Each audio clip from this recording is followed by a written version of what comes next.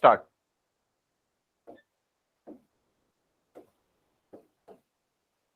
So we'll first start with the basic concepts of critical reasoning, right? आ जाओ इशिता, आ जाओ. We'll first start with the basic concepts of critical reasoning so that you may have a purview of what critical reasoning is. The three important questions to discuss first. Okay? The first question is, what is the importance of critical reasoning? Why to study it?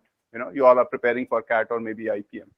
So it's very important. In the first stage, we need to understand the importance of critical reasoning question. ठीक बात है? Now critical reasoning का यार अगर हम लोग ऐसा importance देखें तो अलग अलग एग्जाम के लिए अलग अलग तरीकों से डिस्कस करना पड़ेगा. सबसे पहले तो सबसे प्राइम इंपॉर्टेंट कैट और आईपीएम है. सबसे इंपॉर्टेंट जो एग्जाम यहाँ पे लोग दे रहे होंगे. IPM is for class 12th वाले, CAT is for graduate ones. उसके बाद हमारे पास एक एग्जाम आता है जिसको कहते हैं जैट. फिर एक एग्जाम आता है हमारे पास, कहते हैं हम लोग उसको आईएफटी. फिर एक एग्जाम आता है हमारे पास जो एग्जाम्पल जो इंपॉर्टेंट एग्जाम है वो है स्नैप. हम लोग इन्हीं 4 एग्जाम्स के बारे में बात करेंगे. बाकी तो अलाइड एग्जाम्स होते हैं, राइट. स्नैप या फिर एक और बहुत ज्यादा बच्चे भरते हैं जिस फॉर्म को, उसको क्या बोलते हैं अपन लोग? एनमैट, नार्सी मुंजी. ठीक है, तो जरा हम लोग इन सारे एग्जाम्स के बारे में बात कर लेते हैं. ठीक है, कैट में अगर देखा जाए तो क्रिटिकल रीजनिंग का एक भी सवाल नहीं आया है 2014 के बाद से. यानी कि पिछले 8 सालों से कैट में इसका कोई भी डायरेक्ट क्वेश्चन नहीं आया. लेकिन क्या इसका मतलब यह है कि कैट के लिए क्रिटिकल रीजनिंग नहीं पढ़ना चाहिए? जवाब है ना. ठीक है, बिल्कुल पढ़ना चाहिए. क्यों पढ़ना चाहिए? क्योंकि कैट में 24 क्वेश्चंस आते हैं, उसमें से 16 सवाल बताओ किसके होते हैं बेटा? रीडिंग कॉम्प्रहेंशन के. और रीडिंग कॉम्प्रहेंशन का फाउंडेशन क्या होता है? क्रिटिकल रीजनिंग होता है. फॉर एग्जांपल, आपने रीडिंग कॉम्प्रहेंशन अगर कभी देखा हो तो उसमें अलग अलग टाइप के क्वेश्चंस पूछे जाते हैं. What is the inference of the paragraph? What is the conclusion of the paragraph? What does the author mean when he says this? What do you infer from the paragraph? What does the author imply in the paragraph? What does the author assume when he says this? Right now, ये जो questions होते हैं ये paragraph में नहीं मिलते हैं. ये पैराग्राफ को पढ़ने के बाद आपको सेंस करना पड़ता है, उसमें रीजनिंग लगाना पड़ता है उस आंसर को निकालने के लिए. तो रीडिंग कॉम्प्रहेंशन में 2 टाइप के क्वेश्चन आते हैं. एक होता है जो इंफॉर्मेशन रीडिंग कॉम्प्रहेंशन में क्या होता है? अवेलेबल होता है. बोलो हाँ ना भाई. आप 500 वर्ड्स का पैराग्राफ पढ़ते हो, उसमें डेटा होता है और वो डेटा से डायरेक्टली क्वेश्चंस पूछे जाते हैं, जिसको हम लोग कहते हैं स्पेसिफिक आइडिया क्वेश्चंस, राइट. दूसरा होता है जो इन्फरेंस बेस्ड क्वेश्चन होता है. वो जो क्वेश्चन होता है उसका आंसर हम लोग रीडिंग कॉम्प्रहेंशन के बेसिस पे नहीं देते हैं. रीडिंग कॉम्प्रहेंशन में जो लिखा होता है उसको पढ़ते हैं, उससे कुछ इन्फर करते हैं और फिर बोलते हैं. दैट मींस अगर रीडिंग कॉम्प्रहेंशन में 4 सवाल पूछे गए तो 3 सवाल या 2 सवाल इसके बेसिस पे होंगे जो पैराग्राफ में लिखा गया है. बाकी 2 क्वेश्चन उसके बेसिस पे होंगे जो पैराग्राफ में लिखा नहीं गया है. आपको वो नॉट स्पोकन जो चीजें हैं ना, उनको पहले समझना होगा, उसके बेसिस पे आंसर देना होगा. अभी clear on this? Yes on. उसके लिए रीडिंग कॉम्प्रहेंशन, उस रीडिंग कॉम्प्रहेंशन के पार्ट के लिए critical reasoning is a very important part. बाकी जैट में हर साल 2 से 3 सवाल आपको सीआर के देखने को मिलेंगे. आईएफटी में हर साल 2 से 3 सवाल. स्नैप में 4 से 5 सवाल देखने को मिलेंगे. एनमैट में 5 से 7 सवाल देखने को मिलेंगे. यानी कि कैट को छोड़ करके बाकी हर क्वेश्चन, हर एग्जाम में इसके डायरेक्ट क्वेश्चंस आते हैं. कैट में इसके क्वेश्चंस डायरेक्ट नहीं आते, इंप्लाइड होते हैं, जो कि रीडिंग कॉम्प्रहेंशन के साथ क्या होते हैं? मिक्स होते हैं. अभी clear on this? Yes on. अब आपके मन में एक सवाल आएगा कि जब हर एग्जाम में आ रहा है तो कैट में क्यों नहीं आ रहा है? इसलिए नहीं आ रहा है क्योंकि कैट में इंग्लिश के केवल क्वेश्चन कितने होते हैं? 24. तो हर इंग्लिश के चैप्टर से इंडिविजुअल क्वेश्चन अगर कैट पूछने लगेगा तो नंबर ऑफ क्वेश्चंस क्या हो जाएगा? एक्सीड कर जाएगा ना उसके लिमिट को. तो क्या करते हैं? वो डायरेक्ट क्वेश्चन चैप्टर्स का नहीं पूछते हैं. वो एक ही चैप्टर के क्वेश्चन में 2-3 टाइप की चीजों को क्या करते हैं? इंक्लूड कर देते हैं. बहुत सारे लोगों को लगता है कि वोकैबुलरी कैट में नहीं आता है. क्या ये बात सच है? झूठ बात है. आता है. कहां पे आता है? रीडिंग कॉम्प्रहेंशन में पूछते हैं. अरे बोलो, आया कि नहीं आया? बहुत सारे लोगों को लगता है वोकैबुलरी के क्वेश्चंस नहीं आते हैं कैट में. क्या ये बात सच है? गलत बात है. ग्रामर के क्वेश्चंस आते हैं. कहां आते हैं? अरे भाई, जब आप पैराजंबल सॉल्व करते हैं तो बहुत सारे क्वेश्चंस में हम लोगों ने ग्रामर का एप्लीकेशन देखा है. यस और नो? राइट. सो ऐसा नहीं है कि कैट में किसी इंडिविजुअल चैप्टर के क्वेश्चंस नहीं पूछे जाते हैं. पूछे जाते हैं, उसको थोड़ा सा इनडायरेक्ट वे में पूछते हैं, क्योंकि नंबर ऑफ क्वेश्चंस उनको कंटेन करना है. कितना? 24 में ही सब कुछ पूछना है उनको. उस 24 में भी क्या करते हैं वो लोग? अरे 16 तो रीडिंग कॉम्प्रहेंशन के क्वेश्चंस दे देते हैं और 8 जो वर्बल के देते हैं उसमें ही सारे चैप्टर्स को घुमा के पूछ लेते हैं. अभी clear on this? Yes on. ठीक, चलिए. तो ये तो हो गया क्रिटिकल रीजनिंग का एक ओवरव्यू कि किस एग्जाम में कितने क्वेश्चंस आते हैं, उसकी इंपॉर्टेंस की बात करी. अब हम लोग बात करेंगे क्रिटिकल रीजनिंग के क्वेश्चंस कितने टाइप के होते हैं। क्रिटिकल रीजनिंग के दो टाइप के क्वेश्चंस आते हैं। एक आता है केस टाइप क्वेश्चन। क्या आता है बच्चा? Case type question. और एक होता है, क्या बताइए, paragraph based, sorry sentence based. Sentence based question. Sentence based question में क्या होता है, आपको एक स्टेटमेंट दिया जाएगा, you will get a statement, on the basis of this statement they will give you two options, like एक ऑप्शन देंगे, दूसरा ऑप्शन देंगे और बोलेंगे बताओ इन दोनों में से कौन सा स्टेटमेंट जो है ये इसका अजम्पशन हो सकता है। तो एक स्टेटमेंट होगा और दो ऑप्शंस रहेंगे। दूसरा टाइप का जो होता है केस बेस्ड होता है, केस टाइप क्वेश्चन होता है। इसमें क्या होगा, एक पैराग्राफ देंगे तुमको जो लगभग होगा 80 से 100 वर्ड्स का पूरा एक पैराग्राफ होगा। फिर एक क्वेश्चन पूछेंगे, नीचे 4 ऑप्शन होंगे और आपको इस क्वेश्चन का जवाब देना होगा इस पैराग्राफ के बेसिस पे इन 4। बोले तो ये मिनी रीडिंग कॉम्प्रहेंशन जैसा दिखेगा, होगा ये रीडिंग कॉम्प्रहेंशन में क्या होता है, अरे 500 वर्ड्स होंगे 4 सवाल होंगे, इसमें क्या होगा 100 वर्ड्स होंगे 1 सवाल होगा। तो है ये रीडिंग कॉम्प्रहेंशन ही, लेकिन रीडिंग कॉम्प्रहेंशन का थोड़ा सा बदला हुआ रूप है। अभी क्लियर ऑन दिस, यस और नो? तो छोटा रीडिंग कॉम्प्रहेंशन आप इसको मान सकते हैं। कैट में क्या आएगा, अगर कभी आया तो हमेशा ये वाला क्वेश्चन आएगा, ये वाला नहीं आएगा। जबकि आईएफटी, स्नैप एंड मैट में हमेशा ये वाला पूछेगा, ये वाला बहुत कम उम्मीद है पूछने की। अभी क्लियर ऑन दिस? ये वाले क्वेश्चंस इजी होते हैं, प्रेडिक्टेबल होते हैं। ये वाले क्वेश्चन बहुत ही ज्यादा लॉजिकल होते हैं, बिल्कुल प्रेडिक्टेबल नहीं होते हैं। आपके दिल से आवाज आएगा कि ऑप्शन नंबर ए इसका आंसर होगा, पता चला उसका आंसर डी होगा। इसमें क्या होगा, ऐसा ज्यादा कंफ्यूजन का चांस नहीं होता है। इट्स अ डायरेक्ट क्वेश्चन, बच्चे यूजुअली इसको अच्छे से सॉल्व कर लेते हैं। क्लियर है? चलिए, अब टाइप्स ऑफ क्वेश्चंस क्या क्या पूछे जाते हैं क्रिटिकल रीजनिंग में, टाइप्स ऑफ क्वेश्चंस के बारे में थोड़ी सी डिस्कशन कर लेते हैं हम लोग। भाई सबसे पहले तो आपके सामने पूछेगा what is the assumption of the paragraph. एक मेजर टाइप का क्वेश्चन होता है, वो पैराग्राफ रहेगा, उसमें बोलेगा अजम्पशन क्या है भाई बताओ मेरे को। अब अजम्पशन क्या होता है इसके बारे में थोड़ी देर बाद डिस्कस करेंगे, लेकिन अभी हम लोग पैटर्न, क्वेश्चन टाइप्स पढ़ लेते हैं हम लोग। बोलो क्लियर है कि नहीं? दूसरा आपसे पूछा जा सकता है कि भाई बताओ मेरे को पैराग्राफ का कंक्लूजन क्या है, ये भी पूछा जा सकता है। तीसरा आपसे बोला जा सकता है कि यार पैराग्राफ में बताओ मेरे को कि कोर्स ऑफ एक्शन क्या हो सकता है, ओवरऑल कोर्स ऑफ एक्शन पूछा जा सकता है आपसे। आपसे ये भी पूछा जा सकता है कि पैराग्राफ का समरी बताओ मेरे को। आपसे ये भी पूछा जा सकता है कि पैराग्राफ को स्ट्रॉन्ग करो, स्ट्रेंथन करो या वीकन करो आर्गुमेंट को। पैराग्राफ को स्ट्रेंथन और वीकन करना है अगर आपको, तो क्या करना होगा, पैराग्राफ को पढ़ना होगा। जो सपोर्ट करेगा वो स्ट्रेंथन करेगा, जो निगेट करेगा वो वीकन करेगा पैराग्राफ को। बहुत ही सिंपल लॉजिक है, कॉमन सेंस, यस और नो, राइट? सो ये मेजर 5 टाइप के क्वेश्चन होते हैं जो क्रिटिकल रीजनिंग में यूजुअली अपन लोग को देखने को मिलते हैं। नाउ द आइडिया इज कि सबसे पहले हम लोग लैंग्वेज के स्ट्रक्चर को समझें। क्रिटिकल रीजनिंग का मतलब क्या होता है? क्रिटिकल रीजनिंग का मतलब होता है logic of the language. Logic of language यानी कि जो भाषा है उसमें कौन सी लॉजिक इन्वॉल्व होती है, इसको हम लोग क्रिटिकल रीजनिंग बोलते हैं। अब जब हम बोलते हैं लॉजिक ऑफ द लैंग्वेज, तो ये 2 तरीके के निकल के आते हैं हमारे पास।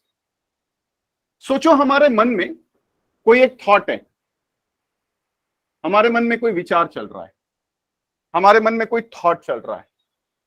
तो ये थॉट जब भी आएगा तो क्या आपके मन में कोई विचार आया, इसको आप 100% स्टेटमेंट में कन्वर्ट कर सकते हो क्या? Is it possible for a healthy human being to convert 100% the idea into words? Is it possible? मेरे मन में कुछ आया, क्या उसको 100% वर्ड्स में रिप्रेजेंट कर सकता हूं मैं? पॉसिबल नहीं है। क्यों? कई सारे प्रॉब्लम्स होते हैं। पहला, हमारे पास राइट वर्ड नहीं है, शब्दों का चयन गलत हो सकता है, हम बोलना कुछ और चाहते हैं और मेरे पास जो बोलना चाहते हैं उसके लिए सही शब्द ही नहीं है। होता होगा कभी आप लोगों के साथ।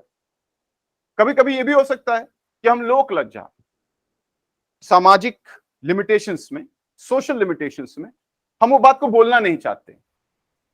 तीसरा, लॉजिकल फ्लॉ भी हो सकता है, हमें लगता है कि ये बात बोलने की जरूरत क्या है, ये तो तुमको समझ में आ ही जाएगा।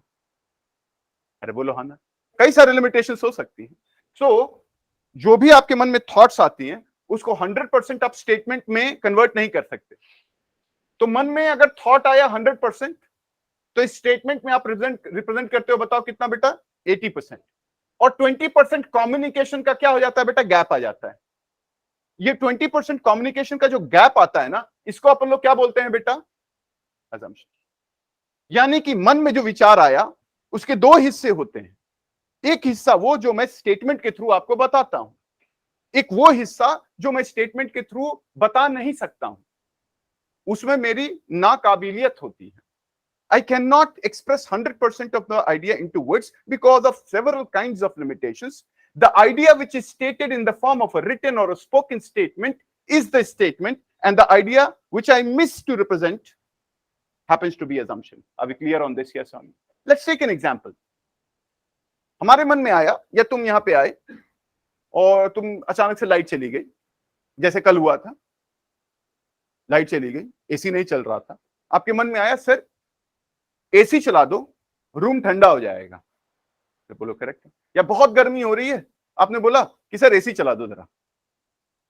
आपके मन में क्या आया होगा? आपके मन में कई सारी चीजें आई होंगी। पहला, बहुत गर्मी हो रही है, एसी तो लगा हुआ है लेकिन चल नहीं रहा है, अगर चल जाएगा तो इसमें से ठंडी हवा निकलेगी जिसकी वजह से रूम ठंडा हो जाएगा। इतनी सारी बात को आपने सिर्फ एक शब्द में बताया। आपने महसूस किया गर्मी हो रही है, सर थोड़ा एसी चला दो, बस। आप अज्यूम करोगे कि इससे सूर्य सर को इतना तो समझ में आ ही जाएगा कि गर्मी हो रही है साहब और एसी भी लगा हुआ है, अगर चल जाएगा तो रूम ठंडा हो जाएगा। ये बात आपने बोला नहीं मेरे को, लेकिन ये बात अगर मैं समझूंगा नहीं ऑटोमेटिकली तो मैं आपसे दोबारा पूछूंगा काहे एसी चला दें? Point. What a wonderful game playing on. We are not participating.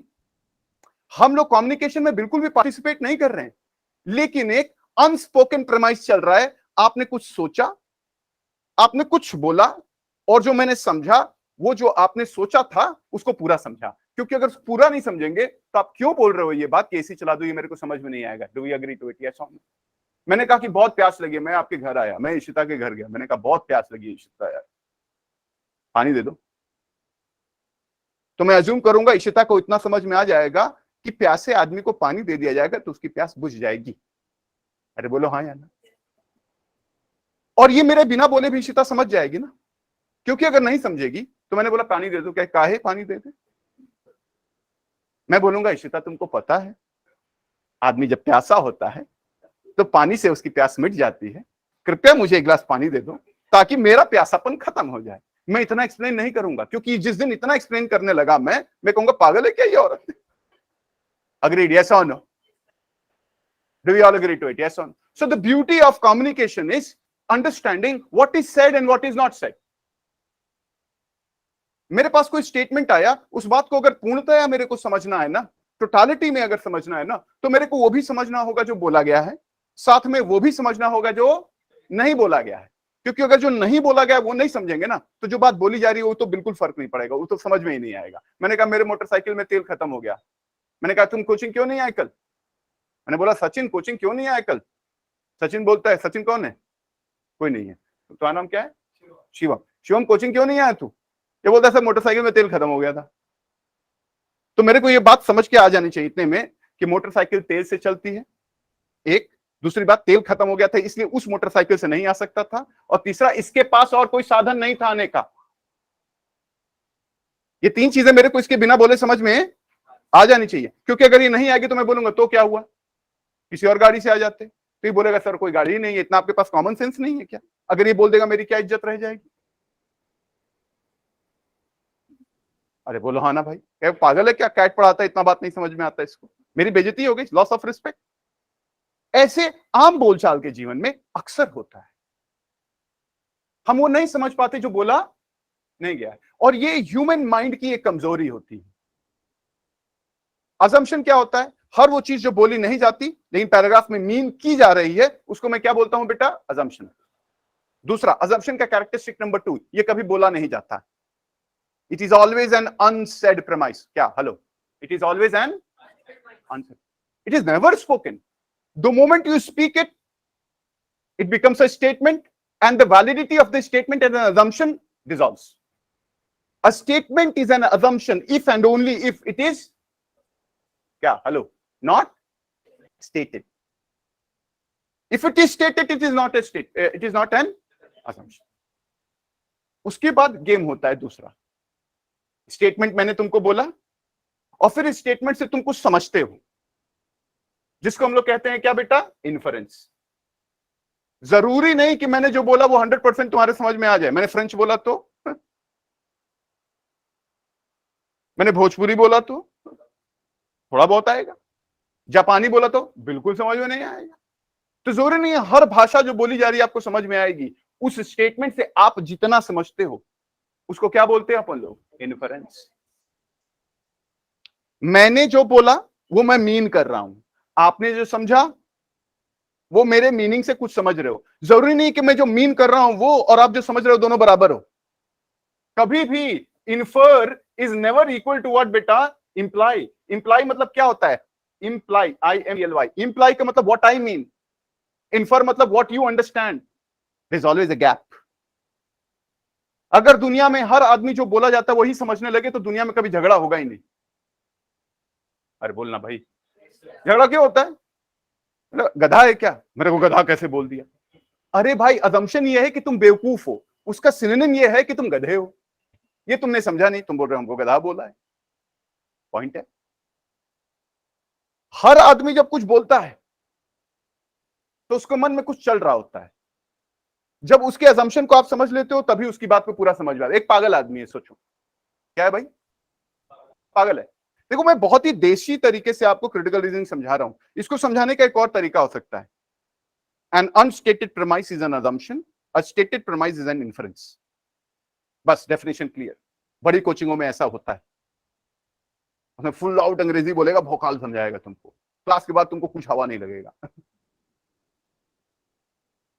It's not important to understand definitions. It's more important to understand the practical application of these concepts. If you do not understand the practical implication of these application of these concepts, then you will not be able to apply into questions also. Because whenever you solve a question, you first tend to translate the whole idea into Hindi, explain yourself the idea, then explain the whole idea into, transfer the whole idea into English, and then try to find the right options. So, as we are second grade language speakers, we are not native speakers of the language. Hello. We don't think in English. We think in Hindi, we translate into English, then we vomit it, and then we expect that a person would understand what we are trying to say. अरे बोलो correct है ना? तो ये एक बहुत ही natural process है और हम लोग को ये बात को समझना होगा कि जब तक बहुत ही देसी स्ट्रेट फॉरवर्ड तरीके से कॉन्सेप्ट तुम्हारे दिमाग में नहीं आएगा, तुम क्वेश्चन में उस लॉजिक को अप्लाई कर ही नहीं सकते। अभी क्या है, सोचो कि एक पागल आदमी है, वो अपनी दुनिया में रहता है, कुछ औड़म बड़म कुछ बोल रहा है जी, राइट। उसने कुछ बोला, पता नहीं क्या सोच के बोला, उसने बोला आ रहा है आ रहा है आ रहा है, मार देगा। आपने बोला पागल है क्या, नहीं, उसने कुछ अज्यूम करके बोला होगा, उसका अजम्पशन तुमने नहीं समझा नहीं, तो तुम कह रहे हो वो पागल है। तुमने जो बोला तुम्हारा अजम्पशन उसने नहीं समझा, तो वो उसकी नजर में तुम पागल हो। अरे भाई सलमान खान तुम्हारे जैसा नहीं दिखता, तो तुम कौन से सलमान खान जैसे दिखते हो। कम्युनिकेशन भी बाई वे होता है, इट इज नेवर यूनी वे। अभी क्लियर ऑन दिस, यस और नो। जैसे जैसे पागल की बात आपको नहीं समझ में आती, वैसे ही आपको बात पागल को नहीं समझ में आती, इसलिए दोनों एक दूसरे के लिए पागल हैं। पागल वो सिर्फ आपके लिए नहीं है, ना ना ना ना, एक पागल के लिए पूरी दुनिया पागल है और पूरी दुनिया के लिए वो एक शख्स पागल है। Why? बिकॉज दोनों एक दूसरे का assumption नहीं समझ पा रहे हैं। देखिए, क्योंकि दोनों एक दूसरे का assumption समझ पाए तो प्रॉब्लम तो होना ही नहीं है जी। अरे बोलो हाँ ना भाई, अभी clear on this, yes. So communication is a beautiful thing, it's a science, we need to understand the science. और दुनिया में 99% चीजें किस पे रेस्ट करती हैं बेटा, प्रेमाइस ऑफ असम्पशन। किस पे, हेलो, प्रेमाइस ऑफ। तुमने अगर पैराग्राफ का असम्पशन कैच कर लिया, तुमको जीवन में कोई दर्द नहीं होगा। इंजीनियर, तुमको समझ में आ रहा है नहीं यार, अगर तुमने प्रेमाइस पकड़ लिया, किसका बेटा, असम्पशन का, तो थॉट से ट्रांस स्टेटमेंट तक आते आते बीच के गैप को क्या बोला बेटा मैंने, असम्पशन। और स्टेटमेंट जब इन्फ्रेंस में कन्वर्ट हुआ तो स्टेटमेंट से तुम मीन करते हो कुछ, और इन्फ्रेंस का मतलब क्या होता है, definitely true statement on the basis of the paragraph. Statement definitely true statement on the basis of the paragraph. ये जो स्टेटमेंट बोला गया इसके बेसिस पे जो आप डेफिनेटली ट्रू समझते हो उसको क्या बोलते हैं बेटा? इन्फरेंस। अरे बोलो आया कि नहीं है? ठीक बात। अब एक और टाइप की चीज है, मैंने बोला कि एक पेड़ है, ध्यान से समझना मेरे इस गेम को, एक बड़ा सा पेड़ है, मैंने बोला इस पेड़ को यार कमजोर कर दो, पेड़ को कमजोर करो, तो ये बच्ची है या कि इसके पत्तों को तोड़ती है, ये आरी उठाती है, इसके स्टेम को काट देती है, वो उठती है, वो इसकी इसकी ये मिट्टी खोदती है और मिट्टी में नमक डाल देती है। तुम बताओ मेरे को सबसे बेहतरीन तरीके से किसने पेड़ को कमजोर किया? थर्ड वाले ने। क्यों? क्योंकि पत्ते झाड़ोगे फिर उग जाएंगे, स्टेम काटोगे फिर उग जाएगा, रूट्स खत्म पेड़ खत्म। रूट्स कहाँ है? नीचे, जो दिखता नहीं है। पेड़ कहाँ है? ऊपर, जो दिखता है। वैसे ही पैराग्राफ होता है, जो दिखता है वो पैराग्राफ है, जो दिखता नहीं है वो अजम्पशन है। पैराग्राफ को कमजोर करना हो, किसको कमजोर करोगे? पैराग्राफ को, अजम्पशन को। खत्म बात। यानी कि आइडिया को कभी भी तुमको पैराग्राफ को स्ट्रेंथन करना है या वीकन करना है। एक पैराग्राफ आया, तुमसे बोला स्ट्रेंथन करो आइडिया को, तुम क्या करोगे? क्या पैराग्राफ के प्रेमाइसेस को देखोगे या फिर उसके अजम्पशन को देखोगे? पहले अजम्पशन निकालो, फिर ऑप्शंस में देखो, जो अजम्पशन उसके पैराग्राफ, उसकी जो पैराग्राफ, जो ऑप्शन उसके अजम्पशन को हिट कर रहा होगा वही आंसर होगा। नहीं समझ में आया? बात को समझो, मैं समझा रहा हूं फिर से। फर्ज करो तुम लोग कि हाँ, video quality is not. Shivam, मेरी वीडियो क्वालिटी सही आ रही है क्या? हाँ सर, मेरे लिए परफेक्ट आ रही है। क्या शिवम? सर सही आ रही है, एकदम परफेक्ट है। परफेक्ट है। सूर्यांश, तुम्हारे इंटरनेट में प्रॉब्लम है फिर। शुभी, तुम बताओ सही आ रही है क्या? यस सर, मुझे भी आ रही है। सूर्यांश, इंटरनेट कनेक्शन देखो अपना, फिर जियो से तो नहीं चला रहे तुम? स्पीड थोड़ा सा ठीक कर लो। सूर्यांश, अभी सही आ रहा है क्या? वाईफाई से है? अच्छा, तो वीडियो रिजोल्यूशन में जाके वीडियो की क्वालिटी बढ़ा लो तुम, क्योंकि बाकी जगह सही आ रहा है। सूर्यांश, ठीक है, चलो गुड। सो मैं कहां पे था? एग्जाम्पल स्ट्रेंथन और वीकेंड का। सोचो मैंने दुकान पे मैं गया, मैंने बोला मेरे सिर में दर्द है जी, सैराडॉन दे दो। अजम्पशन बताओ मेरा अजम्पशन क्या है? मेरे सिर में दर्द है यार, सैराडॉन दे दो। अजम्पशन क्या है? सैराडॉन से सर दर्द ठीक हो जाएगा। बोला ना भाई, सैराडॉन से सिर दर्द ठीक हो जाएगा। ये मैंने बोला नहीं, ये मेरे मन में रखा है। मैं दुकान पे जाके इसीलिए पूछ रहा हूं, भाई सिर में दर्द है सैराडॉन दे दो, पॉइंट है। ये मैंने बोला नहीं, मैंने सिर्फ उसे मांगा क्या? सैराडॉन।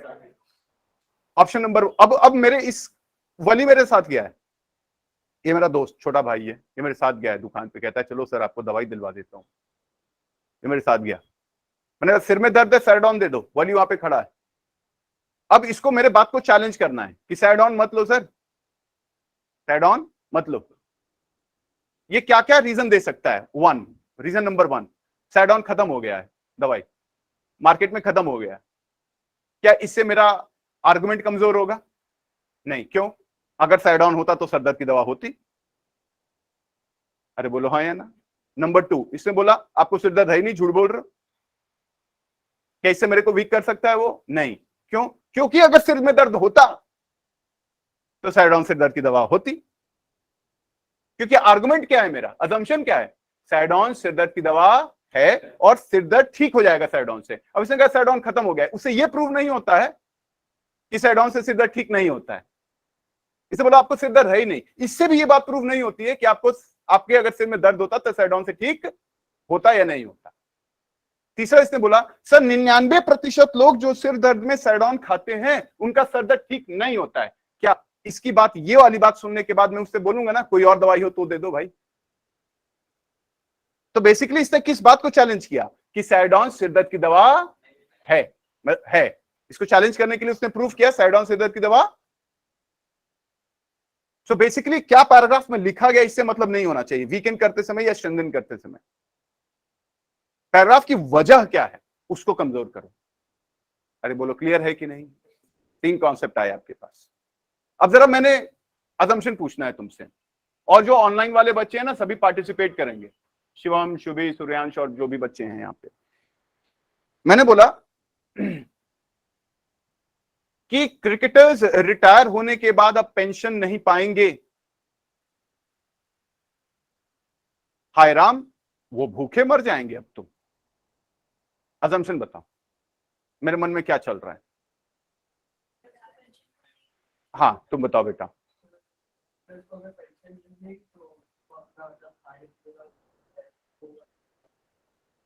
ठीक है, लेकिन ये असम्पशन कहां से है?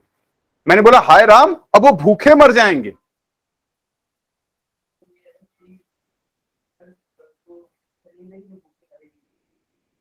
ये तो मैं बोल ही रहा हूं, एक एक करके बोले। हाँ ये तो मैं बोल ही रहा हूं कि उनके पास पेंशन नहीं रहेगा तो पैसे नहीं रहेगा, इसलिए भूखे मर जाएंगे। हाँ शिवम तुम बताओ। रिटायर्ड क्रिकेटर्स के पास सिर्फ इनकम का सोर्स पेंशन ही है। रिटायर्ड क्रिकेटर्स के पास इकलौता सोर्स ऑफ इनकम पेंशन है। बहुत बढ़िया। कोई और सोर्स ऑफ इनकम? क्योंकि कोई और सोर्स ऑफ इनकम होता और पेंशन नहीं भी मिलता तो मैं ये कभी नहीं बोलता कि भूखे मर जाएंगे। मैं कह रहा हूं कि रिटायर होने के बाद क्रिकेटर्स को पेंशन नहीं मिले, हाय राम वो भूखे मर जाएंगे। इसका मतलब मैं बोलना चाहता हूं उनके पास और कोई सोर्स ऑफ इनकम। ये बात समझ में आई नहीं है? Example number 2। Example number 2,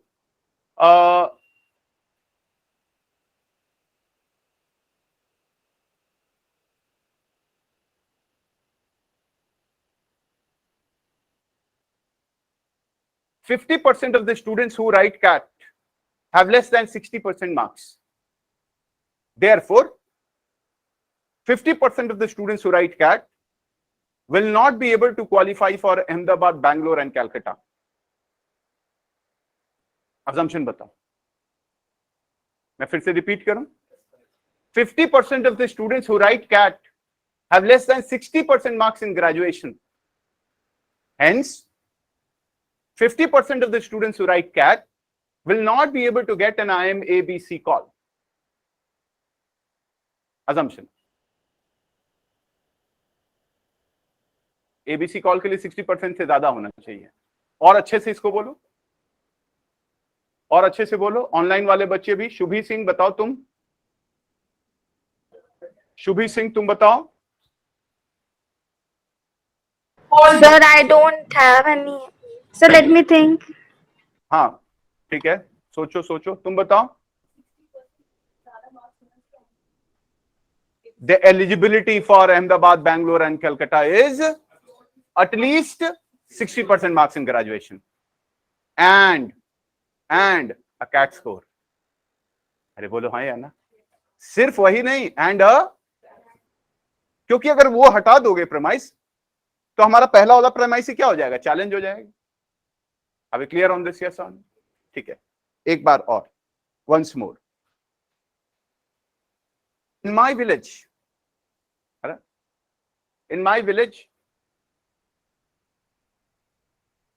no child less than 6 years of age live. There's no child in my village who is less than 6 years of age. Still, toys which are meant for children below 4 years of age is sold a lot. What could be a possible reason for the selling of toys meant for children below 4 years of age? What could be a possible reason? Yes, Shivam, batao. Children above the age of 6 are playing with the toys meant for children, for 4-year-old children. अच्छा ठीक है, हाँ बाहर से आए होंगे, उनके relatives के भी तो हो सकते हैं ना शिवम। रिलेटिव्स के बच्चे आते होंगे, गांव में नहीं रहते ना। हमने ये तो ना बोला गांव में आते ही नहीं है, रहने में और आने में फर्क है। रिलेटिव्स के बच्चे आते होंगे गांव में छुट्टियां बिताने के लिए, जिनके लिए छोटे बच्चों के टॉयज बिकते होंगे। अरे बोलो हाँ ना भाई। बिहार में दारू बैन है, फिर भी लोग खूब पीते हैं। अजम्पशन बता।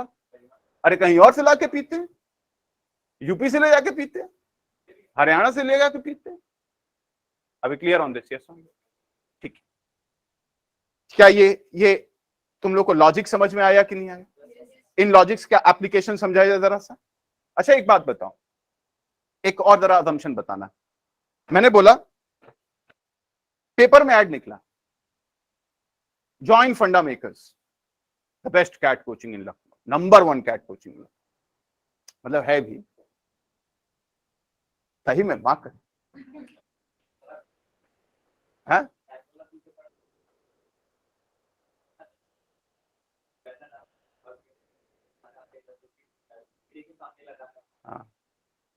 वो टाइम वाला मेरे पीछे पड़ा रहता है।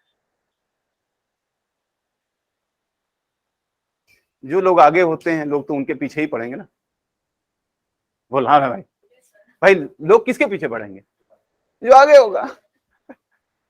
लॉजिक, क्रिटिकल रीजनिंग पढ़ रहे हो तुम लोग, अजम्पशन समझो। यस। तो मैंने पेपर में ऐड निकाला, या मैंने नहीं निकाला, वेबसाइट पे फ्लैश किया मेरे, join Funda Makers the best CAT coaching in Lucknow. बोलो करेक्ट है? फिर एक बड़ी कोचिंग आती है, वो कहते हैं we are number 1 coaching in India.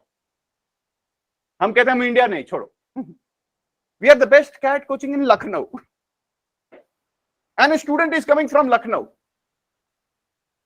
which coaching should he join? He is saying that he is the best coaching in India. I am saying I don't know about India, I am the best coaching in Lucknow, and a student is coming from Lucknow. Which coaching should he logically join and why?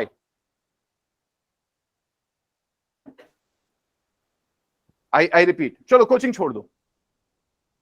एक shop है, I sell the best momos in Lucknow, उसके सामने एक दुकान है, वो कहता है we are the best brand in India. हमको वो कहता है इंडिया का नहीं मालूम मेरे को, यहां पे सबसे अच्छा मोमो मेरा है। किसकी दुकान पे जाओगे? लखनऊ वाले की कि इंडिया वाले की? क्यों? ना ना ना ना, a subset contributes to the superset. A superset never contributes to the, a superset is made up of subsets. Hello. A superset is made up of, a subset is not made up of, constituent parts बताओ कौन सा होता है? Subset का। अब तुम्हारे इसके basis पे भी क्वेश्चन बहुत ज्यादा आएंगे, अभी आएंगे। मैं तुमको लॉजिक पहले ही तुमको फेमिलियरिटी बता दिया मैंने। अभी क्लियर ऑन दिस? यस, ठीक है। नंबर 2 लॉजिक, घने मुलायम काले बाल, खिले खिले मतवाले बाल, डाबर आंवला केश तेल। टीवी में ऐड आया डाबर आंवला केश तेल का, घने मुलायम काले बाल, खिले खिले मतवाले बाल, डाबर आंवला केश तेल। क्यों ये ऐड दिखाया जा रहा है? क्या सोच के ये ऐड लिखा गया है? क्या सोच के ये बोला जा रहा है? अजम्पशन नंबर 1, लोगों को ऐसे ही बाल चाहिए। कौन सा? घने मुलायम काले बाल। अगर वो जानता कि लोगों को रूखे सफेद टूटे बाल चाहिए तो वही बोलता। बहुत बढ़िया। जो आपको बेचना है, जो लोगों का डिमांड होगा, वही तुम बोलोगे। अरे बोलो हाँ या ना? लाइफ बॉय है, जहां तंदुरुस्ती है वहां। अजम्पशन बताओ, लोगों को तंदुरुस्ती चाहिए। पॉइंट है। Dettol kills 99% of the germs. लोगों को जर्म्स मारना है। अरे बोलो हाँ या ना? मार्केट में वही बिकेगा। ज्वाइन, मैंने कहा कि ज्वाइन फंडा makers number 1 coaching in Lucknow, तो लोगों को नंबर 1 ज्वाइन करना है, इसीलिए तो मैं नंबर 1 बोल रहा हूं। मैंने पेपर में ऐड निकाला। मैंने पेपर में क्यों ऐड निकाला? अजम्पशन बताओ, लोग पेपर पढ़ते हैं। मैं जानता लोग पेपर नहीं पढ़ते हैं, तो मैं पेपर में इन्वेस्टमेंट करता ही नहीं। अग्रीड? यस और no? Are we clear on this? Yes और no? Right. You have to be very pin pointed for it. बहुत पिन पॉइंटेड होना होगा, ठीक है? तो इस टाइप के क्वेश्चंस अक्सर आपके सामने आएंगे। आपको पढ़ना होगा, आपको स्ट्रेंथन करना होगा आर्गुमेंट को, वीकन करना होगा आर्गुमेंट को। अरे बोलो करेक्ट है ना? आपको पैराग्राफ का फ्लॉ निकालना होगा। फ्लॉ कैसा होता है, मैंने कुछ बोला उसमें पीछे से फ्लॉ है। मैंने कहा शिमला में देहरादून में नवंबर के महीने में लोग बहुत ज्यादा दारू पीते हैं, या फिर हाँ, शिमला में सर्दियों में लोग बहुत ज्यादा दारू पीते हैं। अभी लोग मैं देख रहा हूं बहुत दारू पी रहे हैं, पक्का सर्दियों का मौसम है। क्या मेरा लॉजिक सही है गलत है? सही है, बहुत बढ़िया। गलत है, पूछो कैसे? ऐश्वर्या राय बड़ी सुंदर है ना, तू भी बहुत सुंदर है, कहीं तू ऐश्वर्या राय तो नहीं। ये लॉजिक सही है गलत है? अबे गलत है, क्यों? दुनिया में इकलौता ऐश्वर्या ही थोड़ा ना सुंदर है। सर्दियों में दारू बहुत बिकती है, अब दारू बहुत बिक रही है, पक्का सर्दियों का मौसम है। मैंने ये थोड़ा ना बोला कि सिर्फ सर्दियों में दारू बिकती है। अरे किसी के जन्मदिन में भी तो दारू बिक सकती है। फ्लॉड है, पॉइंट है। Logical analysis of the statement is very important. If you are not doing the logical analysis of the statement, you are not going in the right direction. Are we clear on this? Yes or no? Yes. चलो जरा देखते हैं, question को देखते हैं जरा। Question number 1, आपके पास 2 minute है क्वेश्चन को पढ़ने के लिए। मैं 2 मिनट दूंगा आपको क्वेश्चन को पढ़ने के लिए। जरा क्वेश्चन को पढ़िए जरा ध्यान से, सभी लोग, ऑनलाइन वाले बच्चे भी। हाँ,